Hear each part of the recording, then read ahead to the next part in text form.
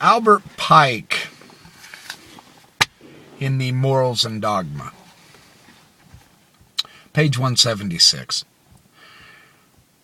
The duties of a Freemason, a Princemet, are to be earnest, true, reliable, and sincere, to protect the people against illegal impositions and exactions, to contend for their political rights, and to see as far as he may or can that those bear the burdens who reap the benefits of the government. You are to be true unto all men.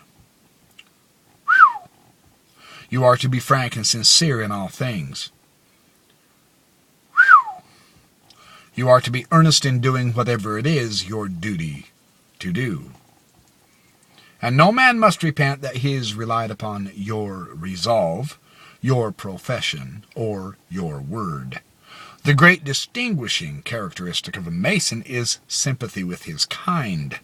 He recognizes in the human race one great family, all connected with himself by those invisible links, and that mighty network of circumstance forged and woven by God. Feeling that sympathy, it is his first Masonic duty to serve his fellow man.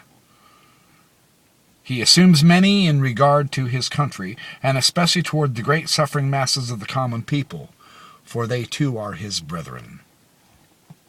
He labors equally to defend and to improve the people. That's a high bar. Freemasonry has raised the bar to improving society. Now we can see the chaos and the pure hell right now going on in Cairo, and apparently it's spreading into Yemen. We don't advocate anarchy. We would rather see a peaceful solution sought. A solution where we can all engage in our brains to see what is best for all people. But the leaders must realize they too have an obligation to come to the table and seek the benefit of all people in the countries. Or you may end up with a Cairo on your hands. Apparently we have not learned the lessons of history yet. Power and gain end in war, death, and misery if the people are subjugated. We do not advocate what is going on in Cairo right now. Chaos and anarchy is not the answer.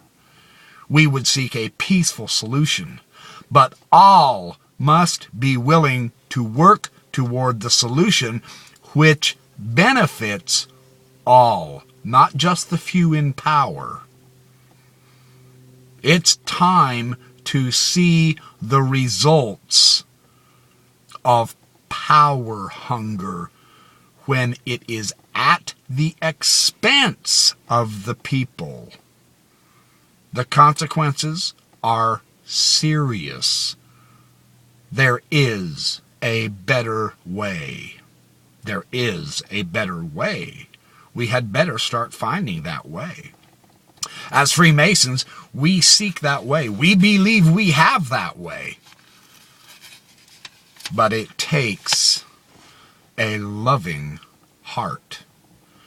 We are the warriors of peace and the rights of the people. For all, not just a few, all.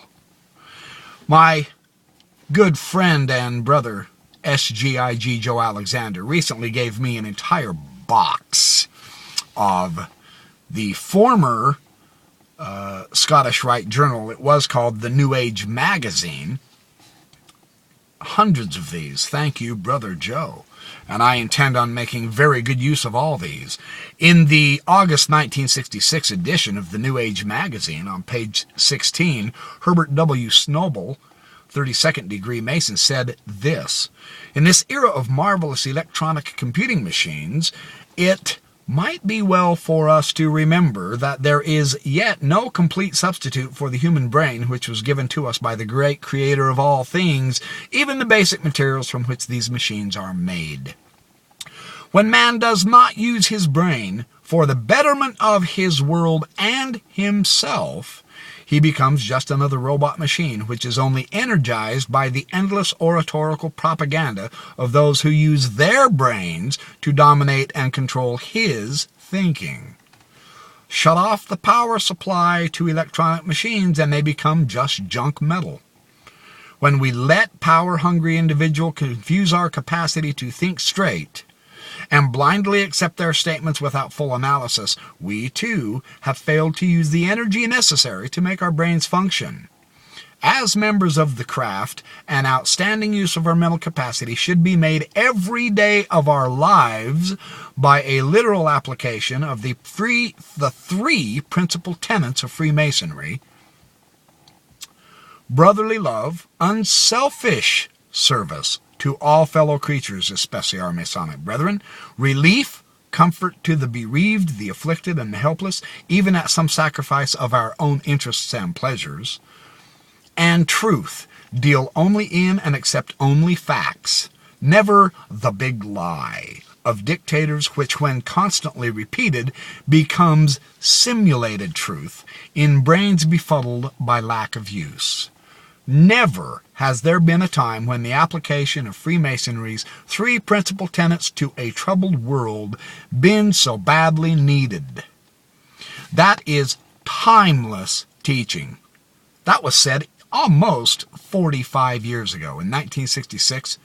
That absolutely doubly applies right now to today. We don't want to see the freedoms of the people run amok and destroyed through anarchy and chaos. Anarchy and chaos only brings destruction. It is never the answer. But people have to recognize human nature of the mob, of the masses. When you subjugate them, and you do take away their freedoms, their rights, their ability to have simple shelter and food and clothing and even the basic necessities of life in order to self-aggrandize yourself and live on their misery, the price is steep.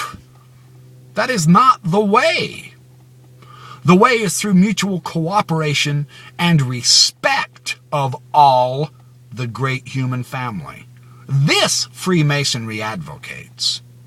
Freemasonry advocates the right to be able to have comfort in our lives, to have the necessities of life, to enjoy freedom, to enjoy our air and our water and our neighbors as well as our lives, to enjoy a good country that benefits all people. The subjugation of people is wrong. We in America learned that through our Civil War. Freemasonry advocates that all mankind have a right to sincerity and honesty and real intercourse between peoples of business, of enterprise, but based upon honesty, truth, and love, which builds peace, which builds prosperity. The histories of lessons show us that clearly, very clearly. Albert Pike in his Morals and Dogma had it precisely correct when he said, "We labor to defend and improve the people." That message is seriously in need now.